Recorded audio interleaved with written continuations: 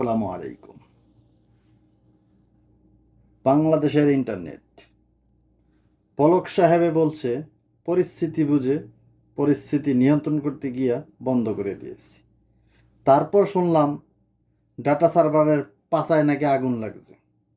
সমস্যা কবে শেষ হবে জানে না, বহুত দিন লাগবে। আবার কালকে দেখলাম হেডলাইন এনটিভি আর টিভি বিভিন্ন টিভিতে হেডলাইন কয়েকদিন সময় লাগবে। আবার হেডলাইন দেখলাম যে 24 ঘন্টায় সম্ভব।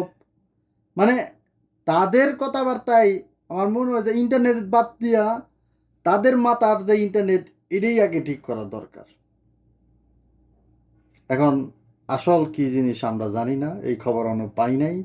এরা আবার ফাহেদা সময় টিভি আবার ঠিকই ইন্টারনেট চালায়। সময় টিভির ইউটিউবে গেলে দিই নতুন নতুন ভিডিও আয়ে। এই তো গোলমাল লেগে গেল। আসো কি ইন্টারনেটের সমস্যা না তারাই বন্ধ রাখছে, একমাত্র তারাই জানে।